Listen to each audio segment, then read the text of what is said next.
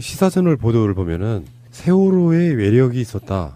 이게 보도로 나왔는데요. 이게 정확히 말하면은 선체조사위원회 선조위가 영역을 주고 조사한 결과입니다.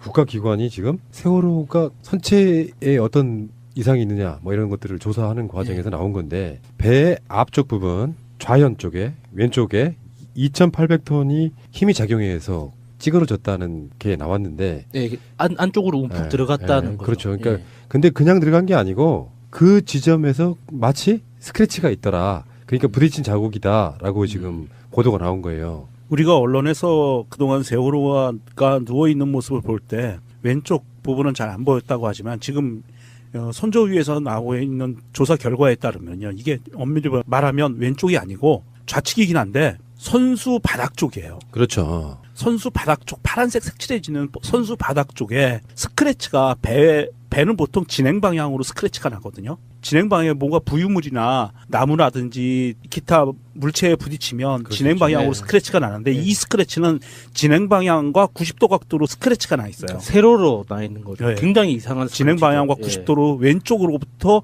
물리력인 충격을 받은 스크래치와 찌그러짐이 나타났다는 거고요. 이 찌그러짐이라는 게 우리가 그냥 살짝 찌그러진 게 아니라 보고서에 의하면 46.3cm 가량 눌렸다는 거예요. 철판이 46cm가 밀린 겁니다. 최대는 48.5까지. 우리 어른 성인 남자 뼘으로 2뼘 이상이 깊게 눌린 거예요. 제도로서의 민주주의가 흔들리고 구타는 일은 이제 없습니다. 민주주의가 밥이고 밥이 민주주의가 되어야 합니다. 이게 보통 배를 설명할 때 배 우리 눈에 보이는 철판 자체는 굉장히 얇아서 잘 찢어질 수 있다고 설명하지만 배 안쪽에는 수백 개의 프레임이 있거든요. 격판이라고 하는 이게 그런 게 있어서 실제로는 명동님이 설명하신 그 정도의 깊이만큼 밀고 들어가는 건 거의 불가능하다고 봐야 돼요. 이 자리가 왜 측면이 아니고 중요한 게 배의 하부라고 얘기한 게 왜 중요하냐 하면 배에는 하부에 용골이 지나갑니다. 용골, 골조 중에 가장 굵은 골조가 들어가요. 그래서 배의 모든 하중과 무게와 뒤틀림을 방지하는 용골이 배의 바닥으로 가운데로 지나가거든요. 이 용골 부분이 눌렸다는 거예요. 46cm가 밀고 들어갔다는 겁니다. 그래서 그렇게 찌그러진 게 대략 이렇게 면적으로만 보니까 어떤 거냐면 가로가 10m 정도 됐을 때 세로가 3m 조금 넘는 31제곱미터 정도 되는 거죠. 대충 감이 오세요? 한 10m 정도의 세로가 한 3m 정도 되는 그 정도가 찌그러졌다는 거예요. 예. 이 정도 둥근 형태의 눌림 형상이거든요. 각진 형태에서 눌린 게 아니고 둥그런 부분으로 이 정도의 2,800톤 정도의 힘으로 눌렸고 그 크기가 30제곱미터라고 봤을 때는 이거는 정말 외력설 중에 이 잠수함 선수와 부딪혔을 확률이 굉장히 높은. 자꾸 그걸 상상하게 만들죠. 네. 상황 자체가. 그러니까 지금 저번에 그 자유항주 모형 실험을 똑같은 실험을 검찰이 그 당시 했는데 은폐했고 그래서 유가족 분들 이하 많은 분들이 외국에까지 나가서 자유항주 실험을 했을 때 결론은 뭐냐면 세월호는 자력만으로 급변침 자체가 불가능하다. 그 정도의 급회전을 하기 불가능하다. 급선회가 안 된다. 그건 불가능하다 이건데 다시 사건의 이야기로 다시 한번 돌아가 보면 의혹은 뭐냐면은 여러분들 지금도 생생히 기억나실 거예요. JTBC 뉴스의 손석희 앵커가 급변침하는 세월호의 항적을 이렇게 보여주는 그런 자료가 있었어요. 근데 갑자기 사실상 어떻게 보면 360도 돌아버리는 거지 거의. 그러면서 세월호가 무너졌다. 대부분의 이제 왜 그랬냐는 추정치들은 뭐냐면 세월호에 고박이 되지 않은 화물들이 많이 있어가지고 급격하게 쏠리면서 배가 무너졌다라고까지 얘기를 했는데 그게 아니라는 여러 가지 실험들이나 논박들을 통해 가지고 그 정도로는 세월호가 무너지지 않는다라고 하는데 왜 자로의 동영상도 우리가 그런 이야기를 했었잖아요. 어마어마한 그 이슈를 끌었던 그 자로의 동영상도 결론은 외력이 작용해서 세월호가 침몰한 거다 이렇게 이야기하고 있는 건데 지금 이 정도 증거가 나왔다면 새가 날아든다 같은 그 지하실의 일개 팟캐스트가 아니고요. 우리나라의 공식 기구인 선조위에서 발주한 용역 보고서에 나온 겁니다. 이 보고서에 명확하게 이렇게 썼습니다. 해저 충돌 또는 미상의 충돌에 의한 변형이라고 명확하게 써놨어요. 외력 충돌이라고 했을 때 설명되는 몇 가지가 더 있는데 그 중에 이제 대표적인 게 급선회하는 그 각도를 이게 설명이 되는 부분이 그 요소가 되는 거고, 그리고 그 생존자 증언들 중에 선생님 한 분이 그 쿵 소리와 함께 여객실 밖으로 튀어나갔다, 여객실에 있는 그 휴게실 밖으로 이제 튀어나갔다는 그런 증언이 있었는데, 근데 이제 그 튕겨 나가는 그 현상이 이제 설명이 되는 거죠. 외력에 의한 급격한 충돌이나 이제 그 힘의 작용이 아니고서는 그 수천 수만 톤이 나가는 그 거대한 배가 그 영향을 받을 수는 없는 거거든요. 그러니까 저는 이제 그런 거 봐요. 세월호는 분명히 숨기고자 하는 뭔가가 있었어요. 그래서 말도 안 되게 세월호를 인양한답시고 구멍을 뻥뻥 뚫었던 부분. 물론 방향은 좀 다른 거죠. 목포 신항에 누워있는 배는 구멍이 뻥뻥 뚫린 거는 오른쪽인 거예요. 지금 여기 발견된 곳은 좌연에 가까운 사실상 중앙부. 이렇게 돼 있는 거라. 근데 그냥 일반적으로 보면 배라는 게 막 여러 가지 다니다 보니까 스크래치가 있나 보다 했는데 거기에 실제로 힘이 작용해가지고 움푹 들어갔다는 것을 밝혀냈단 말이죠. 그러니까 여러 가지 우리가 의문 가졌던 게 몇 가지가 좀 해결되는 것 중에 하나가 왜 그들은 앵커를 물속에 있을 때 잘라다가 부산항에 갖다 놨을까? 뭐 이런 거. 그런 거지. 말이 안 되는 거잖아요. 목포에 가까운 어디에 갖다 놔도 되는 거고 굳이 앵커를 잘라야 될 이유도 없는 건데 그 당시에는 세월호 인양을 이야기하던 때도 아닙니다. 그걸 잘라간 거는 그게 더 의심되지 않습니까?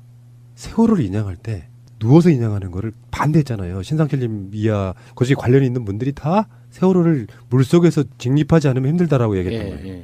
근데 굳이 세월호를 눕혀서 인양하는 걸 택했을까까지가 의심되지 않습니까?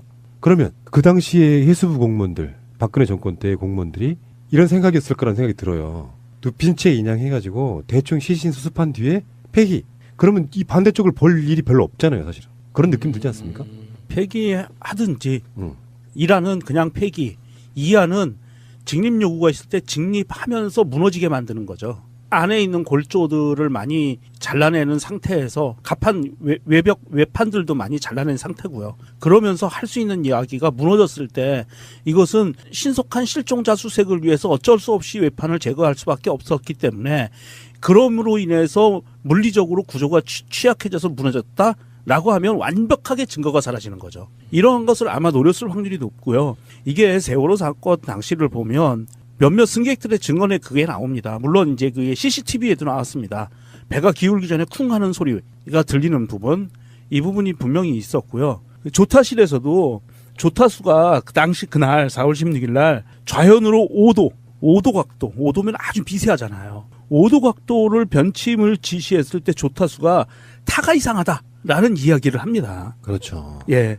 그러면서 그 직후에 세월호가 50도 이상 급격히 기울어 버립니다. 그러면 이게 쿵 하는 소리와 조타수의 증언과 그리고 튀어나가신 분과 그리고 이 찌그러진 부분을 같이 묶어서 한번 이거 세심하게 타임라인상으로 재구성을 해봐야 돼요. 이 쿵 하는 소리가 과연 언제인지 정확하게 잡혀내야 이게 세월호 침몰과 연관성이 있는 거냐 없는 거냐를 명확하게 따질 수가 있을 것 같아요. 정말 저는 소름이 돋고 아득해지는 게 세월호에 이렇게 물리적인 충격이 있었다라는 것이 밝혀지면서 얼마 전에 울릉도에 가던 배가 물이 새서 난리가 난 적이 있었잖아요. 울릉도에서 독도 그쪽 해역에서 그 배도 물리적인 충격으로 인해서 물이 새는 거예요. 그리고요. 그 당시에 이렇게 나왔습니다. 물리적인 충격에 의해서 물이 샜다고 나오고요. 그 당시에 얼마 전에 그 울릉도 사건이 벌어졌을 때도 그 지역이 미군이 군사훈련 지역이었고요. 그리고 세월호 당일날도 미군이 군사훈련 지역이었다는 거예요. 그거는 우리 방송으로도 여러 번 밝혔죠. 네. 그 당시 훈련 중이었다고. 네. 그러니까 지금까지 왜 저렇게 과도하게 교통사고임을 강조하면서 진상규명을 반대했는지 그 느낌적 느낌이 이제 좀 나오지 않습니까? 그러니까 일단은 지금 이 상태로만 보면 고의적이든 아니든 간에 뭔가가 부딪혔는데 부딪혔다는 것을 숨기기 위해서 뭔가 모종의 작업들을 했단 말이에요. 그러면 그냥 사고이면 그렇게 숨길 이유가 없잖아요. 리스크를 감수하면서까지. 저는 자유한국당 그 당시 새누리당과 박근혜의 청와대가 주장해왔던 내용들이 지금 섬찟해지기 시작했어요. 이거는 비하하는 거 아닙니다. 그 당시에 그 인간들과 극우 집회자들이 떠드는 말이 있었죠. 세월호는 교통사고였다. 난 이 말이 끔찍해지기 시작했어요. 이것이 진실의 한 파편일 수도 있겠다. 그러니까요. 해상에서 교통사고 날 일이 선박충돌 외에는 없거든요. 그러네. 말이 말 되네. 뭔가를 부딪힌 거네. 난 이게 끔찍해지기 시작했어요. 그 사람들이 자기들도 모르는 사이에 어떤 진실의 한 단편을 갖고 어마어마한 왜곡과 마타도를 시작한 거 아니었나. 그런 생각이 들기 이제 시작하면서 우리식으로 해석하는 건 그렇다는 것이죠. 그러니까 네. 그 핵심의 어떤 비밀들을 알고 있을 만한 사람들은 정치적으로 나서잖아요. 네. 전비들이 이제 거기에 대해서 뭔가를 이렇게 계속 이야기할 텐데 말이죠. 그러니까 어느 정도 또 풀리는 게 있지 않아요? 제가 세계가 날아든다 방송하면서 가장 충격적이었던 그날을 저는 기억해요. 그때 2014년도였는데 세월호에서 건져 올린 물건 중에 국정원의 문건이 나왔을 때였습니다. 그러니까 세월호 사건 나고 나서 몇 개월이 지나고 난 뒤에 이해가 안 됐던 것들이 다 풀렸던 기억이 나요. 국정원과 관련 있는 배였네? 라는 게 이번에도 마찬가지죠. 자료 같은 이제 뭐 네티즌이 그걸 증명하겠다고 열 몇 시간짜리 동영상을 올렸을 때 세월호를 올렸는데 미관상으로 보니까 찌그러지는 적이 없었어. 자료라는 분에게 굉장히 많은 비난이 쏟아졌던 기억이 나는데요. 그렇죠. 이걸 반대로 생각하면 움푹 들어간, 그러니까 누구나 다 볼 수 있는 그런 움푹 들어간 느낌이 아니고 아랫부분에 스크래치와 함께 얼핏 육안으로 보면 외관상 뭔가 찌그러진 흔적이 없다고 생각해서 이야기를 했지만 전문가들이 봤더니 어마어마하게 엄청난 찌그러진 힘. 거였다라고 네, 네, 보면 이러면은 저는 우리 확신이 맞아가고 있는 것 같습니다. 고의 충돌. 왜냐하면 그냥 교통사고에서 뭔가를 부딪혔다면요. 그렇게까지 숨길 이유는 딱 하나밖에 없어요. 미군 등이 관련되어 있는 사고가 나서 사람이 죽었다. 근데 그 상황에서는 빨리 구하거나 하면 되는 거거든요. 그럼 박근혜 책임은 다 지워지는 거예요. 사실 알고 보면. 뭔가 잘못된 부분이었기 때문에 진짜 교통사고면. 근데 왜 그걸 숨기죠? 새가 날아든다는 여러분들의 하트를 먹고 삽니다. 잊지 않으셨죠? 에피소드 제목을 누르고 플레이가 되면 오른쪽 위에 하트를 꾹 눌러주세요. 오늘도 감사합니다. 더 많은 분들이 들을 수 있도록 하트 꼭 눌러주세요.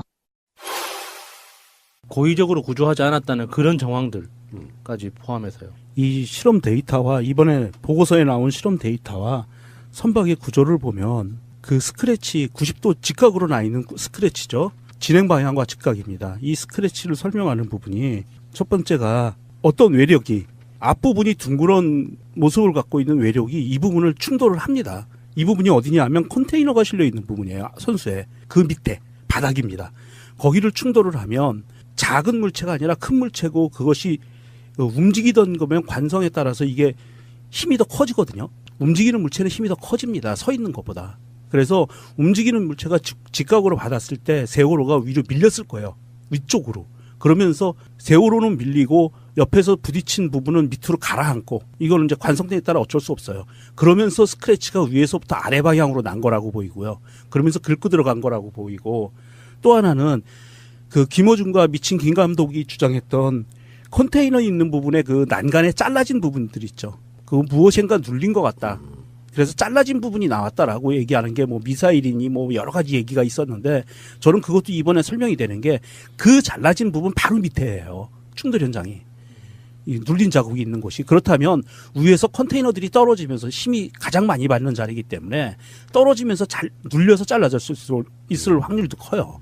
이게 굉장히 많은 것을 시사해주고 증명해주는 자료라고 보입니다. 근데 세월호 침몰 의혹에 대해서는 이제 거의 다 왔다고 보거든요. 스크래치에는 분명히 상대방의 흔적을 남겨요. 우리 예, 교통사고처럼. 무슨 페인트 같은 걸 분석을 해보면 어느 종류에 쓰는 분석인지 나올 거예요. 뭐 배일 수도 있고 잠수함일 수도 있고 어쩌면 뭐 암초일 수도 있는데 암초의 개연성으로는 그렇게 360도에 가까운 그 편지는 사실 힘들고 그리고 그 스크래치의 모양을 보면 암초일 수가 없죠. 예. 모든 범인은 흔적을 남긴다고 하는 것처럼 이제는 한 3분의 2 정도는 온 것 같은 느낌이 들어요. 그러면 당연 수순으로 왜 그런 사고가 있었는데 그걸 숨기고 교통사고로 위장을 했지 하는 또 합리적인 의심이 생각되고 그러다 보면 이제는요 검찰이 수사에 나서야 돼요. 제2기 턱주기가 가는 건 다른 문제라고 생각합니다. 검찰이 수사 나서야 되고요. 검찰이 이 부분을 명확하게 하기 위해서는 국방부와 합참을 압수수색해야 돼요. 왜냐하면 아직까지는 이제 드러나는 정황은 없으니까. 예, 맞죠. 수사에 나가다가 벽에 부딪혔을 때는 국방부와 합참이 어떤 문서가 있을 것이냐 하면 분명히 이게 군과 관련된 어떤 물체와 충돌했다고 하면 내부 보고서가 있을 것이고요.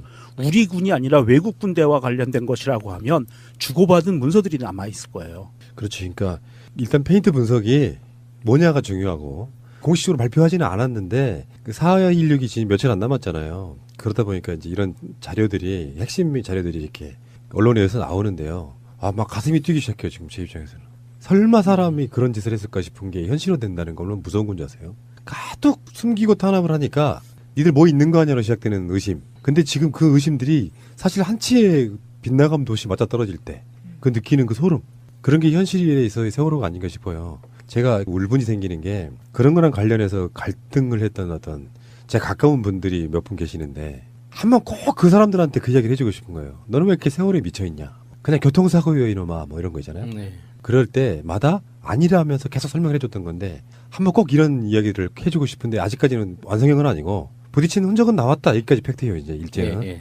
그리고 굉장히 많은 것들을 전부 다 음모론으로 집어했던 분들 있죠. 이분들 유장에서 보면 앞으로 점점 시간이 갈수록 어떤 식의 답변이랄까요? 이런 걸 내놓을지 예전에 종편 평론가들, 자유한국당 국회의원들 그리고 동네에 흔한 정치 좀 안다시는 자유한국당 지지자 하시는 할아버지들 꼭 한번 얼굴 한번 보고 싶습니다. 검찰이 이제는 세월호 재수사에 나서야 됩니다. 그거하고 결심 내고 있으니까 현재 결심은 안 나고 있어. 근데 아리가 있는데 계속 기울여가지고 현재 못 나오고 있답니다. 밖에 지금 나온 중에 한 명씩 지금 구조하고 있습니다. 진짜 대박! 알른다고 갖추고 여기서 올라와가지고 승객들이 동의하지 않도록 안전시키기 바랍니다. 도착과 동시 단정을 내리고 또 함내 경보를 이용해서 승객 청원 퇴선하라는 바다로 뛰어내리라는 방송을 실시했습니다. 자, 그 MBC의 스트레이트 주진희 기자 나오는 프로그램에 세월호는 구조를 못한 게 아니라 안 한 것이다라는 방송이 됐는데요. 사실은 그 내용 중에 대다수는 우리 방송으로 나갔던 내용들이에요. 그렇죠. 예. 근데 우리가 이런 이야기를 할 때 세월호가 지금 사주기가 얼마 안 남았는데 머릿속에 지워내야 될 게 있어요. 오랜 시간 동안 해경의 무능으로 묵구했다라는 인식이 계속 있으니까 정말 무능했구나인데 자세히 보면은 이 사람들이 안 구하려고 했네라는 느낌으로 그런 생각으로 보면 진짜 그렇게 보이거든요. 예. 무능이 아니에요. 해경과 박근혜 정권의 무능론을 걷어내십시오. 일부러 안 구한 정황들이 너무나 많다는 사실을. 그러니까 사고가 일어나고 2, 3일 정도 지났을 때 제가 그때 국회에 다니면서 퇴사하고 막 퇴사를 했던 시기였어요. 그래서 의원실에 이제 동료들이 좀 남아 있어가지고 뭐 국방위에서 요구하는 자료들, 뭐 산업위에서 요구하는 자료들, 행안부에서 요구하는 자료들, 뭐 이런 식으로 이제 여러 채널에서 나오는 리포트들을 저도 이렇게 국회까지 찾아가서 직접 한번 열람을 했었거든요. 그때 제가 받았던 느낌은 그거였어요.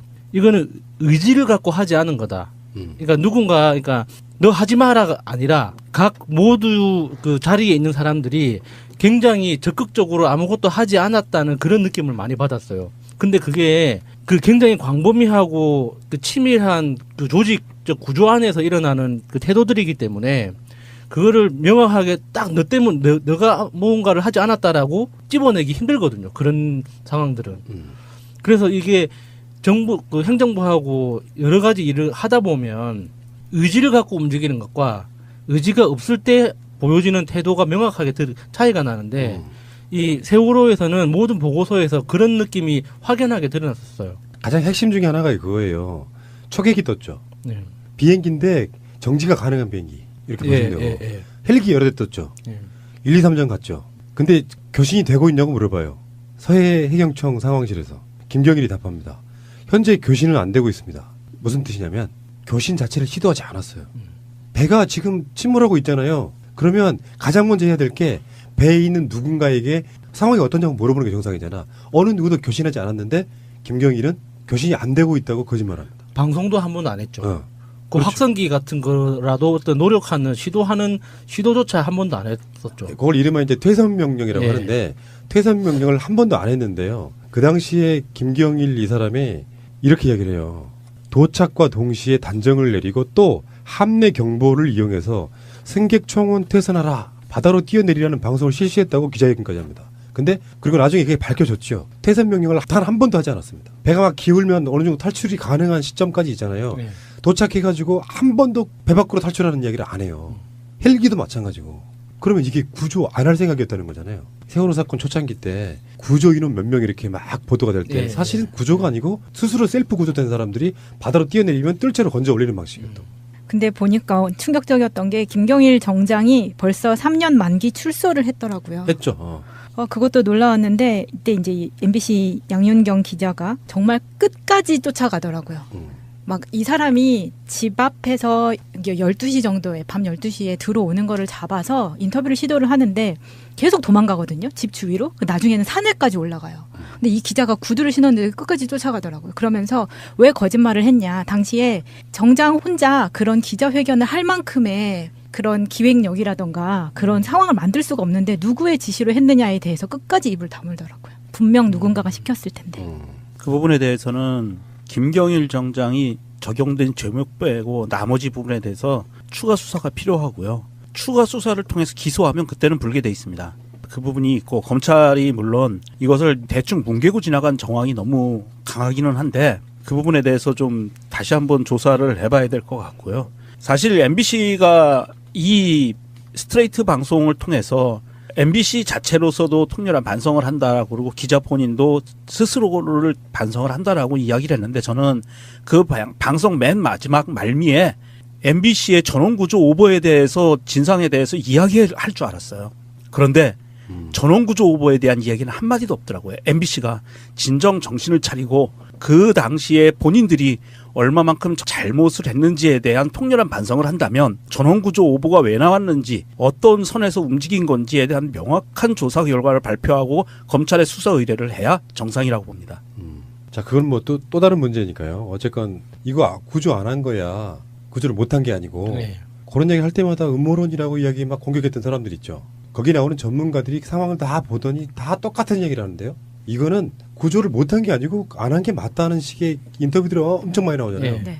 그러면 뭐냐니까 그게 뭐냐고 묻는 거잖아요. 그래서 지금 청원도 있고 막 그런데 세월호 사건에 있어서 제2기 특조위만 맡겨놓는 건 다른 별개의 트랙으로 검찰은 세월호 사건에 관련된 재수사를 다시 해야 됩니다. 세월호 사건의 핵심 중에 하나인데 검찰이나 경찰이 수사를 처음에 개시를 할 때 어떤 사건이 끝났어요. 김경일 같은 사람들이 감옥까지 나오긴 했어. 근데 재수사할 수 있는 요건은 딱 하나예요. 결정적인 증거가 나오면 다시 수사할 수 있는 거예요. 사실은 우리 같은 방송들이 관련돼 있는 여러 가지 결정적인 것들을 이야기해봐야 일단 안 먹히는 거죠. 근데 특조위처럼 사실상의 수사권이나 기소권이 없는 상태로 뭔가를 한다는 건 한계가 있다고 생각이 들고 검찰이 제대로 수사를 다시 할 필요가 있다고 생각합니다. 이 사건만큼은 그런 구조 속에 놓여 있다 이렇게 말씀드리고 싶어요. 알겠습니다. 세월호 사주기에 지금 여러 가지 또 많은 얘기가 나오겠죠. 윤민석 작곡가가 만드신 노래 기억해 그리고 사랑해라는 노래가 있는데 이번에 새로운 신곡으로 나왔거든요. 저희들 팟빵 새날 게시판 공지사항란에 다운로드 받을 수 있게끔 링크를 걸어드렸거든요. 그게 어려우시면은 새날 2채널에 가시면은 그 노래 다운 받을 수 있습니다. 자, 그 MBC의 스트레이트 주진희 기자 나오는 프로그램에 세월호는 구조를 못한 게 아니라 안 한 것이다라는 방송이 됐는데요. 사실은 그 내용 중에 대다수는 우리 방송으로 나갔던 내용들이에요. 그렇죠. 예. 근데 우리가 이런 이야기를 할 때 세월호가 지금 사주기가 얼마 안 남았는데 머릿속에 지워내야 될 게 있어요. 오랜 시간 동안 해경의 무능으로 못 구했다라는 인식이 계속 있으니까 정말 무능했구나인데 자세히 보면은 이 사람들이 안 구하려고 했네라는 느낌으로 그런 생각으로 보면 진짜 그렇게 보이거든요. 예. 무능이 아니에요. 해경과 박근혜 정권의 무능론을 걷어내십시오. 일부러 안 구한 정황들이 너무나 많다는 사실을. 그러니까 사고가 일어나고 2, 3일 정도 지났을 때 제가 그때 국회에 다니면서 퇴사하고 막 퇴사를 했던 시기였어요. 그래서 의원실에 이제 동료들이 좀 남아 있어가지고 뭐 국방위에서 요구하는 자료들, 뭐 산업위에서 요구하는 자료들, 행안부에서 요구하는 자료들, 뭐 이런 식으로 이제 여러 채널에서 나오는 리포트들을 저도 이렇게 국회까지 찾아가서 직접 한번 열람을 했었거든요. 그때 제가 받았던 느낌은 그거였어요. 이거는 의지를 갖고 하지 않은 거다.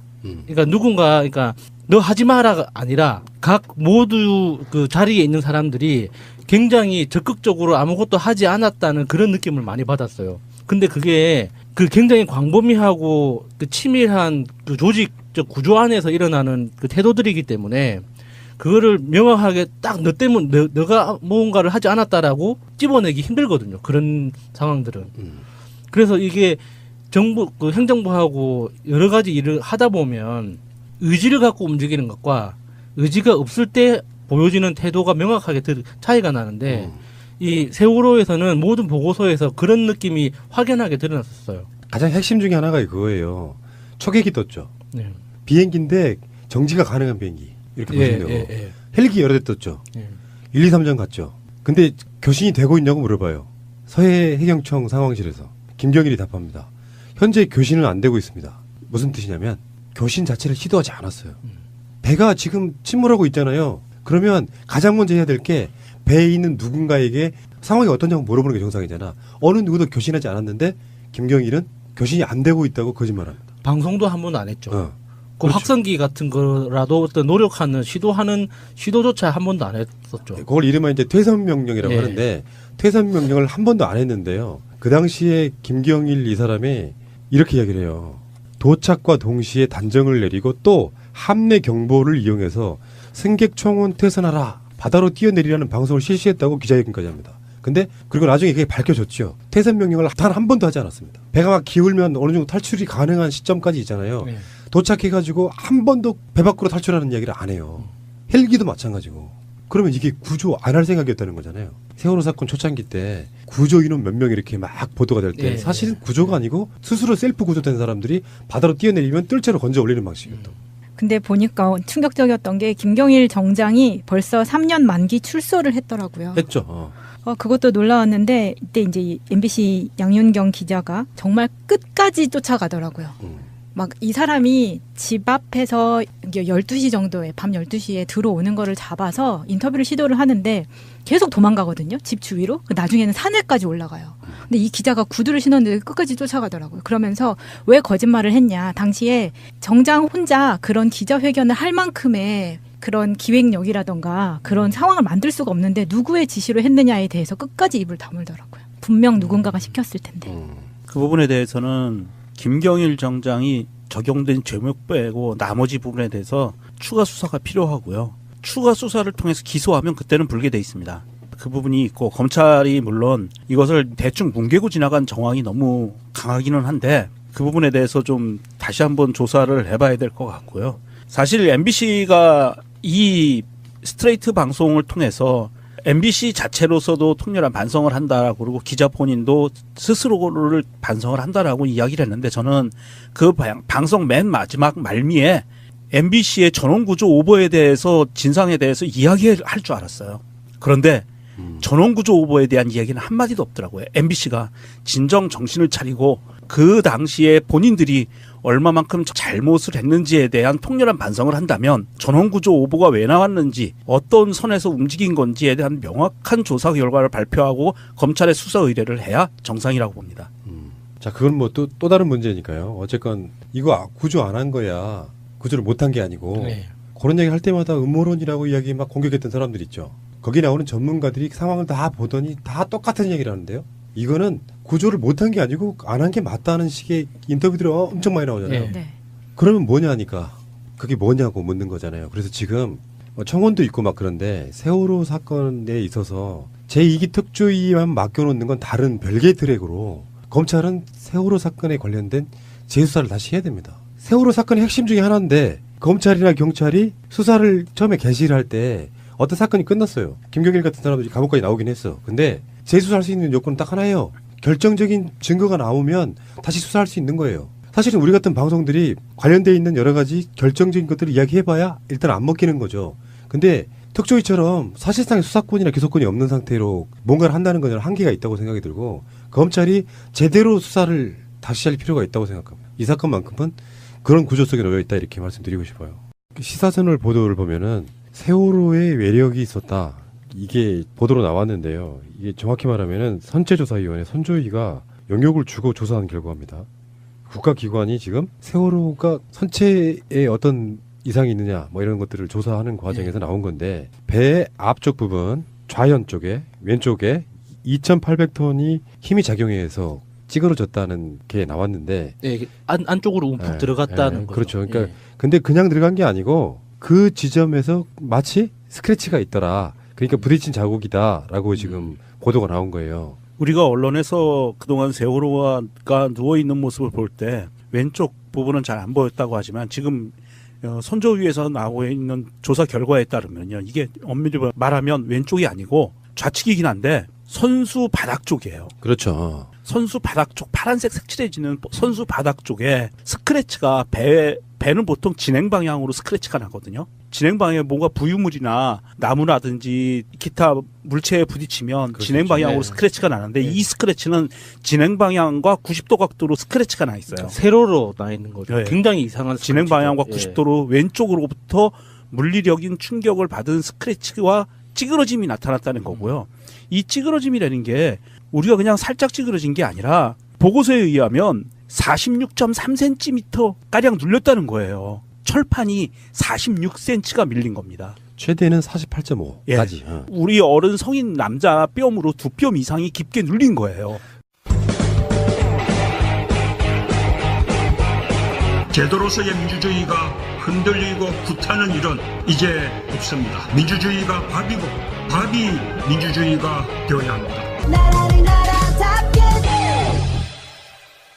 이게 보통 배를 설명할 때 배 우리 눈에 보이는 철판 자체는 굉장히 얇아서 잘 찢어질 수 있다고 설명하지만 배 안쪽에는 수백 개의 프레임이 있거든요. 격판이라고 하는 이게 그런 게 있어서 실제로는 명정님이 설명하신 그 정도의 깊이만큼 밀고 들어가는 건 거의 불가능하다고 봐야 돼요.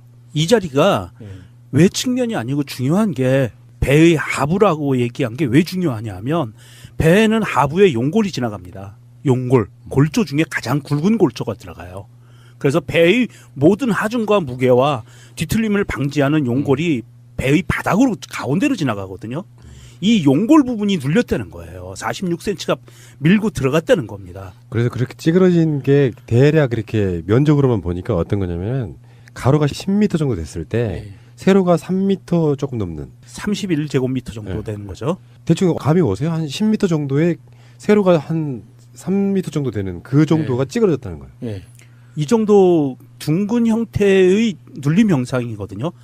각진 형태에서 눌린 게 아니고 둥그런 부분으로 이 정도의 2,800톤 정도의 힘으로 눌렸고 그 크기가 30제곱미터라고 봤을 때는 이거는 정말 외력설 중에 이 잠수함 선수와 부딪혔을 확률이 굉장히 높은. 예, 자꾸 그걸 상상하게 만들죠. 지금 예. 상황 자체가. 그러니까 지금 저번에 그 자유항주 모형 실험을 똑같은 실험을 검찰이 그 당시 했는데 은폐했고 예. 그래서 유가족 분들 이하 많은 분들이 외국에까지 나가서 자유항주 실험을 했을 때 결론은 뭐냐면 세월호는 자력만으로 급변침 자체가 불가능하다. 예, 그 정도의 급회전을 하기 불가능하다. 급선회가 안 된다. 그건 불가능하다 이건데 다시 사건의 이야기로 다시 한번 돌아가 보면 의혹은 뭐냐면은 여러분들 지금도 생생히 기억나실 거예요. JTBC 뉴스의 손석희 앵커가 급변침하는 세월호의 항적을 이렇게 보여주는 그런 자료가 있었어요. 근데 갑자기 사실상 어떻게 보면 360도 돌아버리는 거지 거의. 네. 그러면서 세월호가 무너졌다. 대부분의 이제 왜 그랬냐는 추정치들은 뭐냐면 세월호에 고박이 되지 않은 화물들이 많이 있어가지고 급격하게 쏠리면서 배가 무너졌다라고까지 얘기를 했는데 그게 아니라는 여러 가지 실험들이나 논박들을 통해 가지고 그 정도로는 세월호가 무너지지 않는다라고 하는데 왜 자로의 동영상도 우리가 그런 이야기를 했었잖아요. 어마어마한 그 이슈를 끌었던 그 자로의 동영상도 결론은 외력이 작용해서 세월호가 침몰한 거다 이렇게 얘기하고 있는 건데 지금 이 정도 증거가 나왔다면 새가 날아든다 같은 그 지하실의 일개 팟캐스트가 아니고요. 우리나라의 공식 기구인 선조위에서 발주한 용역 보고서에 나온 겁니다. 이 보고서에 명확하게 이렇게 썼습니다. 해저 충돌도 시의 김경일 이 사람이 이렇게 이야기를 해요. 도착과 동시에 단정을 내리고 또 함내 경보를 이용해서 승객 총원 퇴선하라 바다로 뛰어내리라는 방송을 실시했다고 기자회견까지 합니다. 근데 그리고 나중에 그게 밝혀졌죠. 퇴선 명령을 단 한 번도 하지 않았습니다. 배가 막 기울면 어느 정도 탈출이 가능한 시점까지 있잖아요. 도착해가지고 한 번도 배 밖으로 탈출하는 이야기를 안 해요. 헬기도 마찬가지고. 그러면 이게 구조 안 할 생각이었다는 거잖아요. 세월호 사건 초창기 때 구조 인원 몇 명 이렇게 막 보도가 될 때 사실 구조가 아니고 스스로 셀프 구조된 사람들이 바다로 뛰어내리면 뜰채로 건져 올리는 방식이었던. 근데 보니까 충격적이었던 게 김경일 정장이 벌써 3년 만기 출소를 했더라고요. 했죠. 그것도 놀라웠는데 이때 이제 MBC 양윤경 기자가 정말 끝까지 쫓아가더라고요. 막 이 사람이 집 앞에서 12시 정도에 밤 12시에 들어오는 거를 잡아서 인터뷰를 시도를 하는데 계속 도망가거든요. 집 주위로. 나중에는 산에까지 올라가요. 근데 이 기자가 구두를 신었는데 끝까지 쫓아가더라고요. 그러면서 왜 거짓말을 했냐. 당시에 정장 혼자 그런 기자회견을 할 만큼의 그런 기획력이라던가 그런 상황을 만들 수가 없는데 누구의 지시로 했느냐에 대해서 끝까지 입을 다물더라고요. 분명 누군가가 시켰을 텐데. 그 부분에 대해서는 김경일 정장이 적용된 죄목 빼고 나머지 부분에 대해서 추가 수사가 필요하고요. 추가 수사를 통해서 기소하면 그때는 불게 돼 있습니다. 그 부분이 있고 검찰이 물론 이것을 대충 뭉개고 지나간 정황이 너무 강하기는 한데 그 부분에 대해서 좀 다시 한번 조사를 해봐야 될 것 같고요. 사실 MBC가 이 스트레이트 방송을 통해서 MBC 자체로서도 통렬한 반성을 한다라고 그러고 기자 본인도 스스로를 반성을 한다라고 이야기를 했는데 저는 그 방송 맨 마지막 말미에 MBC의 전원구조 오버에 대해서 진상에 대해서 이야기할 줄 알았어요. 그런데 전원구조 오버에 대한 이야기는 한마디도 없더라고요. MBC가 진정 정신을 차리고 그 당시에 본인들이 얼마만큼 잘못을 했는지에 대한 통렬한 반성을 한다면 전원구조 오보가 왜 나왔는지 어떤 선에서 움직인 건지에 대한 명확한 조사 결과를 발표하고 검찰에 수사 의뢰를 해야 정상이라고 봅니다. 자, 그건 뭐 또 다른 문제니까요. 어쨌건 이거 구조 안 한 거야. 구조를 못한 게 아니고 네. 그런 얘기 할 때마다 음모론이라고 이야기 막 공격했던 사람들 있죠. 거기 나오는 전문가들이 상황을 다 보더니 다 똑같은 얘기를 하는데요. 이거는 구조를 못한 게 아니고 안 한 게 맞다는 식의 인터뷰들이 엄청 많이 나오잖아요. 네. 그러면 뭐냐니까 그게 뭐냐고 묻는 거잖아요. 그래서 지금 뭐 청원도 있고 막 그런데 세월호 사건에 있어서 제2기 특조위만 맡겨놓는 건 다른 별개의 트랙으로 검찰은 세월호 사건에 관련된 재수사를 다시 해야 됩니다. 세월호 사건의 핵심 중에 하나인데 검찰이나 경찰이 수사를 처음에 개시를 할 때 어떤 사건이 끝났어요. 김경일 같은 사람들이 감옥까지 나오긴 했어. 근데 재수사할 수 있는 요건은 딱 하나예요. 결정적인 증거가 나오면 다시 수사할 수 있는 거예요. 사실은 우리 같은 방송들이 관련돼 있는 여러 가지 결정적인 것들을 이야기해봐야 일단 안 먹히는 거죠. 근데 특조위처럼 사실상의 수사권이나 기소권이 없는 상태로 뭔가를 한다는 건 한계가 있다고 생각이 들고 검찰이 제대로 수사를 다시 할 필요가 있다고 생각합니다. 이 사건만큼은 그런 구조 속에 놓여 있다 이렇게 말씀드리고 싶어요. 알겠습니다. 세월호 사주기에 지금 여러 가지 또 많은 얘기가 나오겠죠. 윤민석 작곡가가 만드신 노래 기억해 그리고 사랑해라는 노래가 있는데 이번에 새로운 신곡으로 나왔거든요. 저희들 팟빵 새날 게시판 공지사항란에 다운로드 받을 수 있게끔 링크를 걸어드렸거든요. 그게 어려우시면은 새날 2채널에 가시면은 그 노래 다운 받을 수 있습니다. 자, 그 MBC의 스트레이트 주진희 기자 나오는 프로그램에 세월호는 구조를 못한 게 아니라 안 한 것이다라는 방송이 됐는데요. 사실은 그 내용 중에 대다수는 우리 방송으로 나갔던 내용들이에요. 그렇죠. 예. 근데 우리가 이런 이야기를 할 때 세월호가 지금 사주기가 얼마 안 남았는데 머릿속에 지워내야 될 게 있어요. 오랜 시간 동안 해경의 무능으로 못 구했다라는 인식이 계속 있으니까 정말 무능했구나인데 자세히 보면은 이 사람들이 안 구하려고 했네라는 느낌으로 그런 생각으로 보면 진짜 그렇게 보이거든요. 무능이 아니에요. 해경과 박근혜 정권의 무능론을 걷어내십시오. 일부러 안 구한 정황들이 너무나 많다는 사실을. 그러니까 사고가 일어나고 2, 3일 정도 지났을 때 제가 그때 국회에 다니면서 퇴사하고 막 퇴사를 했던 시기였어요. 그래서 의원실에 이제 동료들이 좀 남아 있어가지고 뭐 국방위에서 요구하는 자료들, 뭐 산업위에서 요구하는 자료들, 행안부에서 요구하는 자료들, 뭐 이런 식으로 이제 여러 채널에서 나오는 리포트들을 또는 미상의 충돌에 의한 변형이라고 명확하게 써놨어요.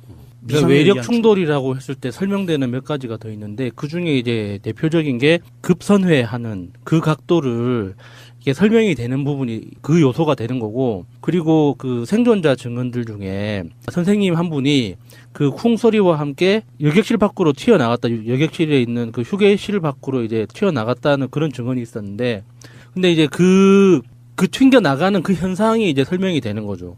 외력에 의한 급격한 충돌 이나 이제 그 힘의 작용이 아니고서는 그 수천 수만 톤이 나가는 그 거대한 배가 그 영향을 받을 수는 없는 거거든요. 그러니까 저는 이제 그런 거 봐요. 세월호는 분명히 숨기고자 하는 뭔가가 있었어요. 그래서 말도 안 되게 세월호를 인양한답시고 구멍을 뻥뻥 뚫었던 부분. 물론 방향은 좀 다른 거죠. 먹고 신항에 누워있는 배는 구멍이 뻥뻥 뚫린 거는 오른쪽인 거예요. 지금 여기 발견된 곳은 좌연에 가까운 사실상 중앙부.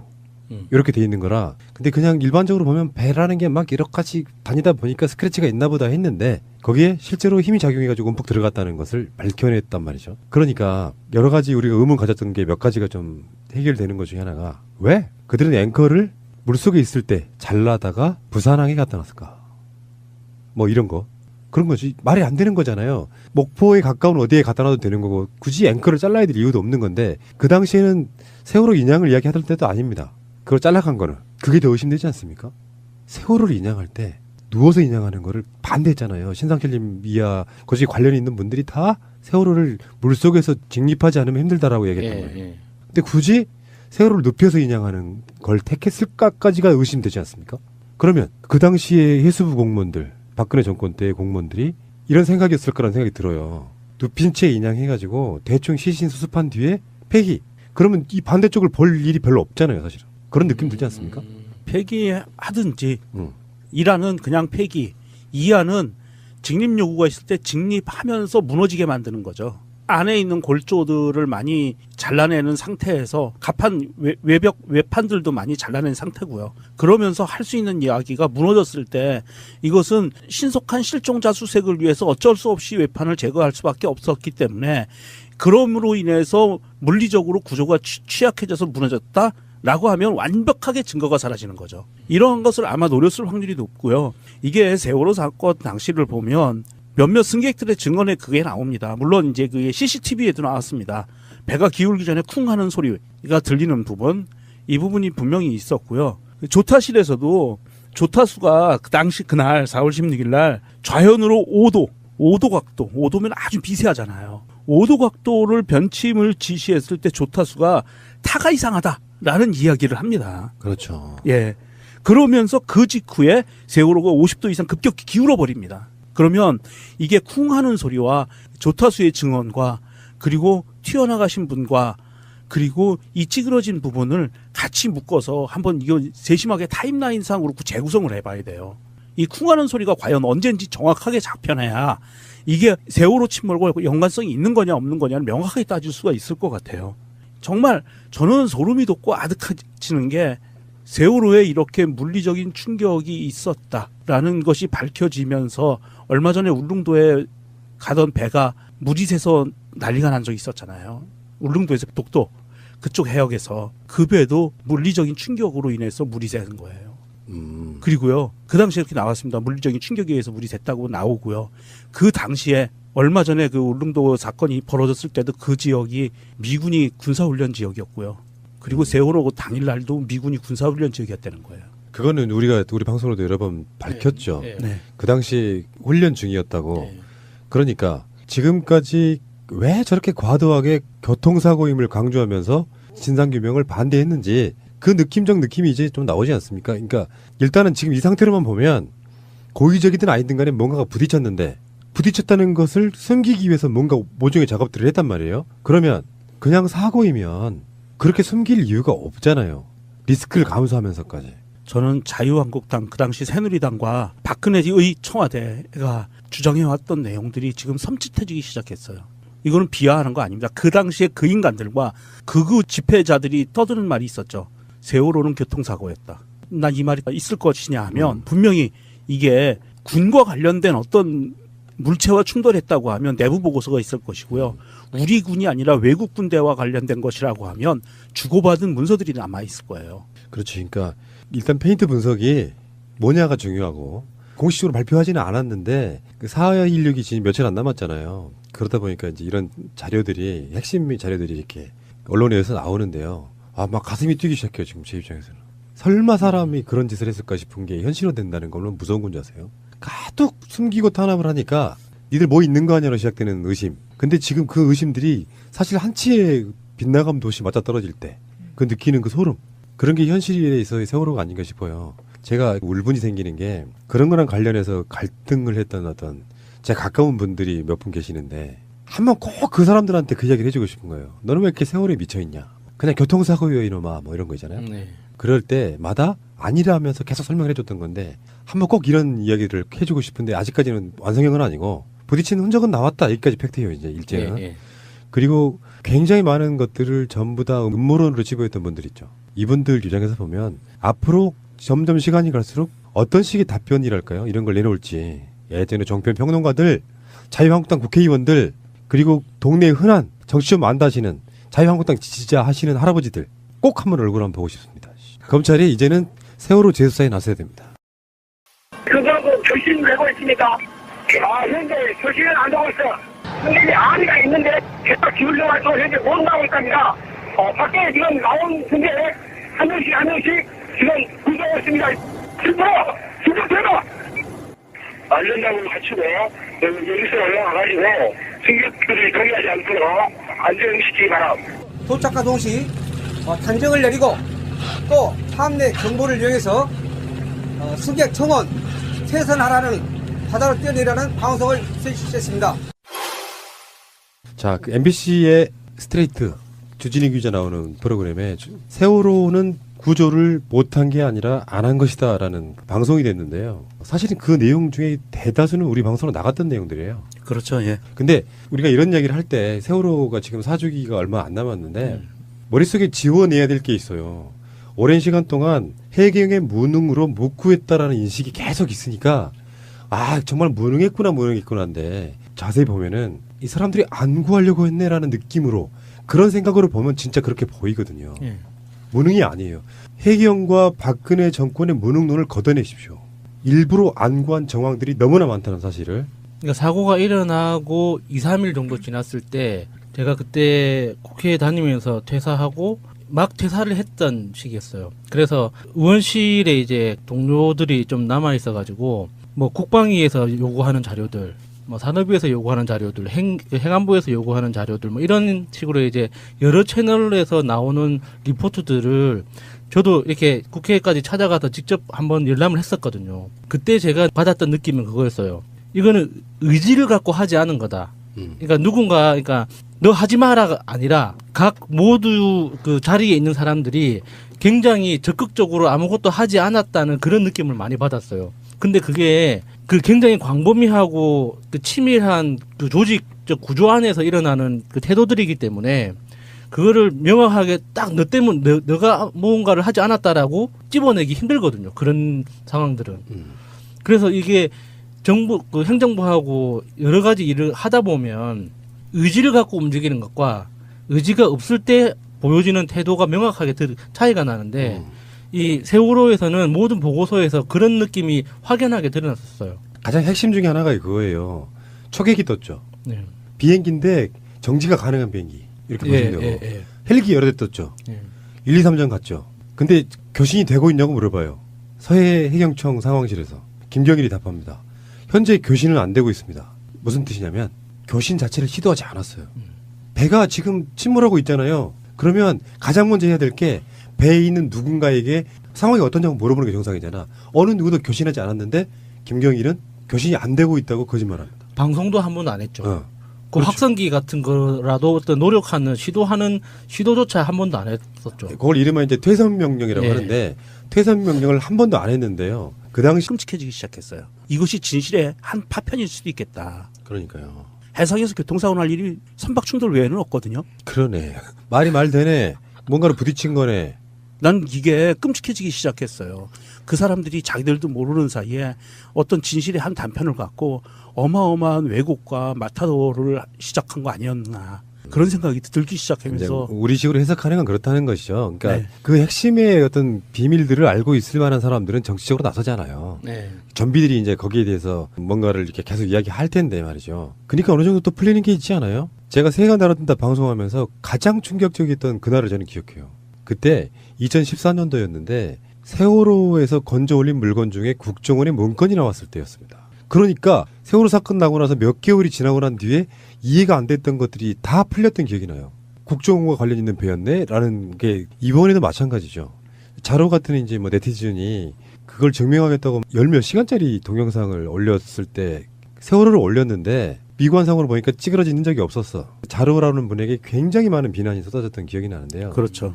이걸 반대로 생각하면 움푹 들어간, 그러니까 누구나 다 볼 수 있는 그런 움푹 들어간 느낌이 아니고 아랫부분에 스크래치와 함께 얼핏 육안으로 보면 외관상 뭔가 찌그러진 흔적이 없다고 생각해서 이야기를 했지만 전문가들이 봤더니 어마어마하게 찌그러진 거였다라고 보면 이러면은 저는 우리 확신이 맞아가고 있는 것 같습니다. 고의 충돌. 왜냐면 그냥 교통사고에서 뭔가를 부딪혔다면요. 그렇게까지 숨길 이유는 딱 하나밖에 없어요. 미군 등이 관련되어 있는 사고가 나서 사람이 죽었다. 근데 그 상황에서는 빨리 구하거나 하면 되는 거거든요. 그럼 박근혜 책임은 다 지워지는 거예요. 사실 알고 보면. 뭔가 잘못된 부분이었기 때문에 진짜 교통사고면. 근데 왜 그걸 숨기죠? 새가 날아든다는 여러분들의 하트를 먹고 삽니다. 잊지 않으셨죠? 에피소드 제목을 누르고 플레이가 되면 오른쪽 위에 하트를 꾹 눌러주세요. 오늘도 감사합니다. 더 많은 분들이 들을 수 있도록 하트 꼭 눌러주세요. 고의적으로 구조하지 않았다는 그런 정황들까지 포함해서요. 이 실험 데이터와 이번에 보고서에 나온 실험 데이터와 선박의 구조를 보면 그 스크래치 90도 직각으로 나 있는 스크래치죠. 진행 방향과 직각입니다. 이 스크래치를 설명하는 부분이 첫 번째가 어떤 외력이 앞부분이 둥그런 모습을 갖고 있는 외력이 이 부분을 충돌을 합니다. 이 부분이 어디냐 하면 컨테이너가 실려 있는 부분이에요. 선수의 그 밑에 바닥입니다. 거기를 충돌을 하면 작은 물체가 아니라 큰 물체고 그것이 움직이던 거면 관성에 따라서 이게 힘이 더 커지거든요. 움직이는 물체는 힘이 더 커집니다. 서 있는 것보다. 그래서 움직이는 물체가 직각으로 받았을 때 세월호가 위로 밀렸을 거예요. 위쪽으로. 그러면서 세월호는 밀리고 옆에서 부딪힌 부분은 밑으로 가라앉고 이거는 이제 관성대에 따라 어쩔 수 없어요. 그러면서 스크래치가 위에서부터 아래 방향으로 난 거라고 보이고요. 그러면서 긁고 들어간 거라고 보이고 또 하나는 그 김어준과 미친 김 감독이 주장했던 컨테이너 있는 부분에 그 난간에 잘라진 부분들 있죠. 그 무엇인가 눌린 것 같다. 그래서 잘라진 부분이 나왔다라고 얘기하는 게 뭐 미사일이니 뭐 여러 가지 얘기가 있었는데 저는 그것도 이번에 설명이 되는 게 그 잘라진 부분 바로 밑에예요. 충돌 현장이. 이 눌린 자국이 있는 곳이. 그렇다면 위에서 컨테이너들이 떨어지면서 힘이 가장 많이 받는 자리이기 때문에 떨어지면서 눌려서 잘라질 수 있을 확률도 커요. 이게 굉장히 많은 것을 시사해주고 증명해주는 자료라고 보입니다. 근데 세월호 침몰 의혹에 대해서는 이제 거의 다 왔다고 보거든요. 스크래치에는 분명히 상대방의 흔적을 남겨요. 우리 교통사고처럼. 무슨 페인트 같은 걸 분석을 해보면 어느 종류에 쓰이는 분석인지 나올 거예요. 뭐 배일 수도 있고 잠수함일 수도 있고 어쩌면 뭐 암초일 수도 있는데 암초의 개연성으로는 그렇게 360도에 가까운 급변치는 사실 힘들고 그리고 그 스크래치의 모양을 보면 암초일 수가 없죠. 모든 범인은 흔적을 남긴다고 하는 것처럼 이제는 한 3분의 2 정도는 온 것 같은 느낌이 들어요. 그러면 당연 수순으로 왜 그런 사고가 있었는데 그걸 숨기고 교통사고로 위장을 했지 하는 또 합리적인 의심이 생각되고 그러다 보면 이제는요 검찰이 수사에 나서야 돼요. 제2기 턱주기가 가는 건 다른 문제라고 생각합니다. 검찰이 수사 나서야 되고요. 검찰이 이 부분을 명확하게 하기 위해서는 국방부와 합참을 압수수색해야 돼요. 왜냐하면 아직까지는 이제 드러나는 정황은 없으니까. 예, 수사에 나가다가 벽에 부딪혔을 때는 국방부와 합참이 어떤 문서가